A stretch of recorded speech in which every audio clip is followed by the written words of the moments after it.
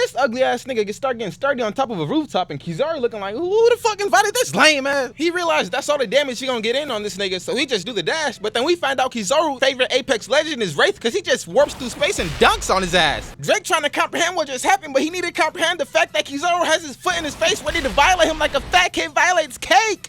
Yo. It's Tom. Yeah. It's Tom. It's Tom.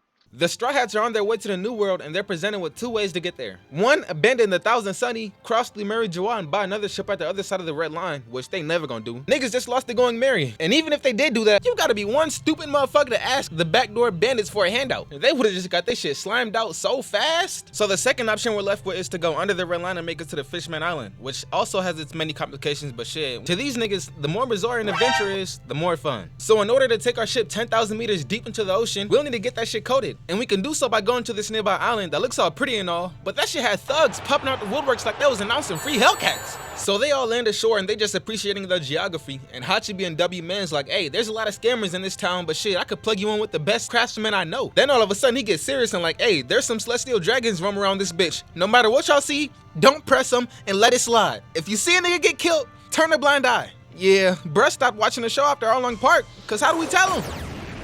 Zoro tried to run off by himself, but Usopp and Sanji like, oh hell nah. But Zoro like, hey look, nah, the trees is marked. I ain't gonna get lost, y'all tripping.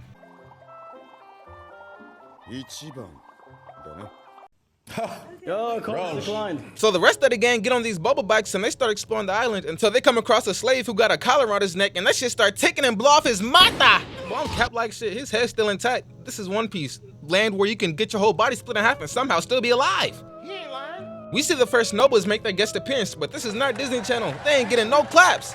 She walked him down and put some shots in him and everything, bruh, told Luffy damn near went out the window. They make their way over to Grove 13 and head for Shaki's ripoff bar where we're supposed to meet our supposed craftsman, but instead we meet the bar owner, Shaki, who was in the middle of shaking up some thugs trying to squeeze as much money out of them as she can, hence her bar's name. And don't let her looks fool you, cause she about goddamn 60 and tougher than she look. So everyone's settling down, getting comfortable, and she go over to Brooke like, A skeleton in the Straw Hats is news to me. What's your name, sugar? This nigga turn his Riz voice on and introduce himself. And she, hold on, baby. You got something on your face. Let me go ahead and get that for you. Man, and Shada really ate that shit from off his chin, too. Her little freak ass. Now, Brooke about 0 for 3 with this penny question, but shit, you miss 100% of the shots you don't take, so he ain't got none to lose. And he makes the game winner. So now they leave the bar looking for her nigga, and I skipped over the plot earlier about some lame ass bounty hunters who try to test their luck and see if they can come up off a quick bag, but instead them niggas just got their ass dragged. And now they go run into their boss relaying some valuable information because they found out Cammy is a mermaid. And on this island, merfolk go for top dollar at the slave auctions. Them celestial dragons be foaming out their mouth and paying whatever to get their hands on one. And they end up catching her lacking in the sorriest fashion. But fuck it, you can't even knock it. A win's a win, they came up. And oh shit, Top Op coming through with his fat. I love the way Oda draws certain characters. He make it so easy to hate on them. Cause not only is his fat ass ugly shit, his fat ass got a donut printed lab coat with his fat ass. Like, are them Celestials not hip to drip up there? He just look like a nigga you wanna pants in front of a crowd of the baddest hoes. Suck my dick, word, fuck y'all niggas. Sorry about that. Started seeing red for a second. So there's some medics carrying a nigga that's on the brink of death on a stretcher so they can go treat him, but this fat just kicks that shit, cause Celestials demand the courtesy of bowing down in their presence. Then he gets a good look at this medic and is like, hey, shawty kinda bad. I'm gonna make her my wife. This nigga over here like, oh hell no, this nigga not finna take my bitch. Then this nigga just straight up booms him. I've had it up to here with this guy. He's making me angry.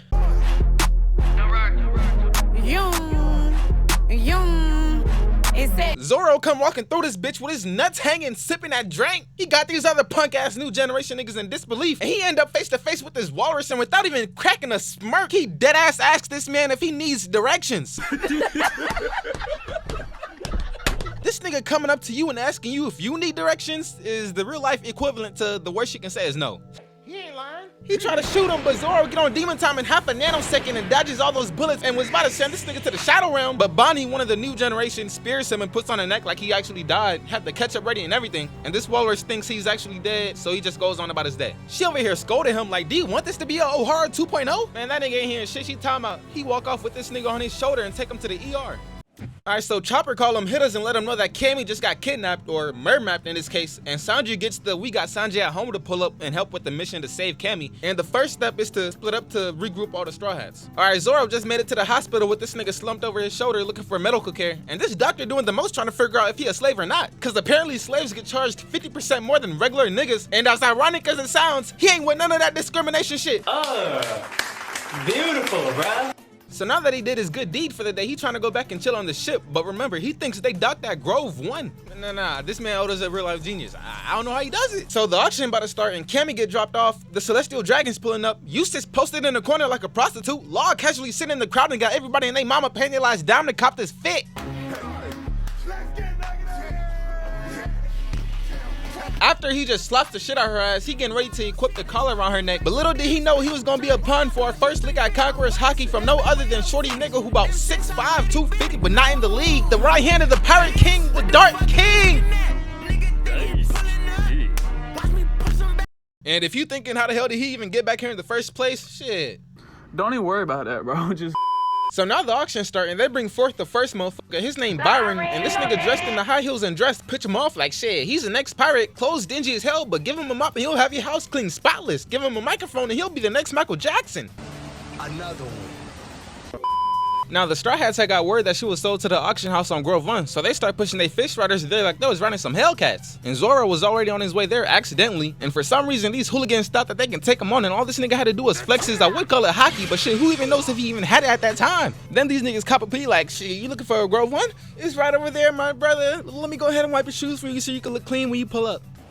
They walk up in this building like they own it, and Nami come up with a plan to use the 200 million berries worth of treasure they have stashed away in the ship to participate in the auction, and at the same time, the whole hood just got word that Ace is about to get a public execution. Hand me the black amount. Alright, now I ain't mad. He stood on business after Blackbeard boomed his mans and ran off with his devil fruit. And he's the 2nd division commander of the greatest pirate empire. He just gotta live up to that shit. But, let's be for real. That confrontation was so out of pocket that he had Shanks, a whole emperor, meet up with Whitebeard, a whole nother emperor, knowing that there's a possibility that egos can clash and start an all-out brawl between the two crews, just to advise him to bring his mans back before it's too late. And what happens? Blackbeard leaves his ass face up, ass down, and turns him into the fucking feds. While he became a warlord, raided Impel down, strengthened his army, took out your pops, Big Papa, took his spot as a Yonko, took his devil fruit, and he was about to take yours. S-rank mission, D- performance. This shit is bad. Even with clear-cut directions from earlier to the auction, Zoro still managed to find his way lost, but it's alright because Luffy came to swoop and now they ran together. And now it's Cammy's turn to get auctioned off. Everyone's losing their marbles, and before they can even say a start bidding price, this fat husky-ass nigga offers 500 million berries. Mermaids have a start bid price of 70 million. So out the gate, he's willing to pay 7.5 times the retail price. That's equivalent to the graphics cards being 2 times worse than they already were in 2020 when they were charging 3 times retail. I say that to say this nigga has money. Yeah, so everyone's in disbelief. The scheme Nami cooked up, right out the window. But now that shit don't even matter because you got Mr. Make It Happen in his right hand, crashed the party and now in attendance. This dumbass nigga thought we were still going to the Sunny. Luffy blitzed to the stage, Hachi trying to stop him, but in the process had to utilize all his arms because Luffy was too strong, and everyone freaks out being completely racist, and he even get blicked. And the nigga that blicked him gets sturdy over his body. This man Luffy was seeing red, about to do some diabolical things to this man, but Hachi stops him trying to be W-mans, but he should have been informed that we don't spare ops, girls, and now a snotty-nosed fat ass hiding behind the world government thinking they gonna save him from this pack-a-punch that sends him back to ink and paper. I'm sick of her ass. Now it's an all-out brawl. Niggas get to calling back up. Eustace and Law getting a first-hand taste of how the Straw Hats get down. Rayleigh leaves the back rooms. Robin, Brick, and Usopp finally make it to the smoke, and they already putting up numbers on the board. These niggas over here acknowledging each other's street cred, giving each other props like they're not surrounded by niggas who want to boom them. The auctioneer gets boomed, then the bitch that booms him gets boomed by this cool-ass nigga's hockey, and this nigga walking out like he trying to get clipped. He walk out and see Hachi like, damn, who fucked you up like that? Matter of fact, don't even tell me. She's still getting auctioned off. Look like Blood got his ass dropped by Debo. Nigga got left ass up, face down. Yes, it's all coming to me. This no drip having ass family. Yeah, I seen enough of these lame ass niggas.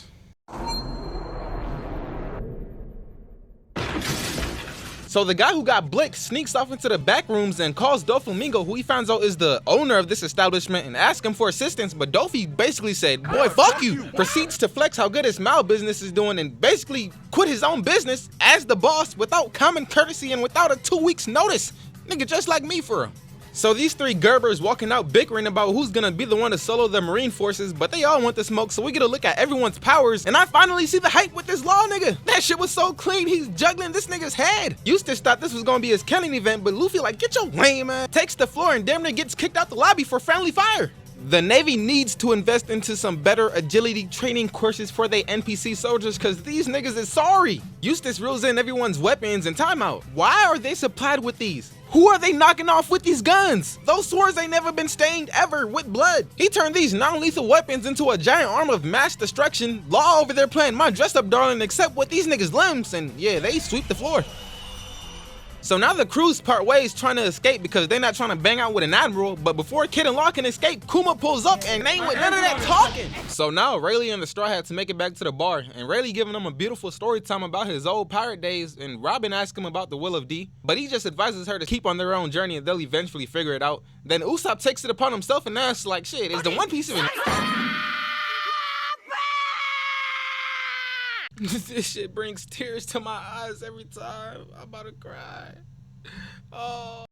Rayleigh's gonna relocate the Sunny, so he gives them a V-Ray card because the ship's coating's gonna take 3 days. And here comes the big truck, Kizaru riding on a fucking cannonball. He told Oda no stunt double needed because he's him. These Billy Bobs think they can get a quick come up off this nigga while he's off guard, but find out that he is the guard. Then they start running away with their hands in the air like some hoes, and they almost get smacked by this light speed explosive kick. He pull up on Hawkins and his whole crew shaking in their boots, and Hawkins like, the card I pulled says I won't die. The Kid Pirates couldn't manage to make this nigga budge, so here comes Law Crew with the beat a nigga ass jutsu, but only to find out Kuma is Weave Nation. If you connect the hit, he gon' double it and give it right back to your ass. Eustace goes for another steal the spotlight moment, hits him with a Hulk smash, drops the mic and walks off. The nigga got humbled real quick. Hawkins looking at his cards like, damn, I'm cooked. Then Kizaru asks this nigga like, you ever been kicked at the speed of light, nigga? And before he can even answer the question, this nigga's already in a wall. Then he get hit with a death beam for good measure. But this nigga walks out scotch-free after sacrificing 2 of his mans with his devil fruit power. Like, that's some hoe ass shit. Like, who would even want to fuck with this nigga? A pacifista pull up on the Straw Hats and the whole crew like, ah, not this nigga again. Frankie blows him away further than I can even throw a football. But this nigga's just a fucking tank, so they lock in from the jump, use a team ultimate like they playing Storm 4 and knock his ass off his feet, but then this mechanical ass nigga goes X game mode. And this pacifist over here found himself in a pound for pound UFC fight against the hood nigga. He thought he was untouchable, but he met his match when the Mad Monk walked out with Youngboy. And the crowd looking sick as hell. I know they parlays ain't hitting for nothing. And here comes this light-skinned Lonzo Ball when he 40 looking at a nigga, but the triple B stand for Big Brother Bully. It's like he get a thrill when he giving these niggas noogies and treating them like they his sons. Now Hawkins trying to catch a severe case of the beats and try to transform into this lame ass shit. But then she's all blind to him and starts abusing this fucking death beam. Would've got his ass killed about goddamn 10 times over if he didn't have this degenerate ass power. This ugly ass nigga getting sturdy on top of a rooftop and Kizaru looking like, who the fuck invited this lame man? He realized that's all the damage he gonna get in on this nigga, so he just do the dash. But then we find out Kizaru's favorite Apex legend is Wraith because he just warps through space and dunks on his ass. Drake trying to comprehend what just happened, but he needed to comprehend the fact that Kizaru has his foot in his face ready to violate him like a fat kid violates cake. Bro, Hawkins can't catch a fucking break. I'm starting to think Kizaru actually hate this man. Like he actually don't fuck with this nigga. He had 4 niggas on the brink of death and they all get saved because this fat fuck decides to drop the Straw Hats location in the group chat. They end up jumping the life out this motherfucker, but then this nigga pulls up with a whole nother pacifista. Like damn, can my niggas catch a break? They putting up Wilt Chamberlain numbers with no timeout, no water. At this point, they all know they don't got no more fight left in them, so Luffy say, fuck it. Split up in groups and run. Chopper and Usopp got out that motherfucker so fast. And they try to pull a quick one, but now they just got their own roadblocks that they gotta jump over. And Zoro's team run into this dog ass nigga. And my nigga fell victim to the death beam. No, bro, he's still fatigued from Thriller Bark and he gotta deal with all this. Yeah, he is fucking cooked. Robin tried to roll him away, but then Kizaru like, alright, enough rolling. Time to light the blunt and smoke this nigga. But my nigga Rayleigh comes through like ain't no pack watch tonight. He holding Kizaru off while the others try to escape. And even in a state of less than 10%, he tell Usopp like leave him as a sacrificial pawn, but Brooks say, man, fuck all that. He channels his inner All Might but forgets skeletons don't got muscle and catches a bomb to the face. Sanji ends up coming through for his love as the last line of defense. Kicks him off balance, but like I said, connect the hit, and he gonna double it and give it right back to your ass. Why the hell this nigga hitting the iconic Sasuke walk? Sanji end up getting boomed, the whole crew just getting violated until the real Kuma pulls up and nonchalantly asks, like, if you had one wish, where would you go? He sends the whole squad to purgatory one by one. This nigga Luffy just seen all his friends get eviscerated and he can't take it. Technical foul on Oda. Hey, but he made up for it. Shit, we gonna let him slide for this case.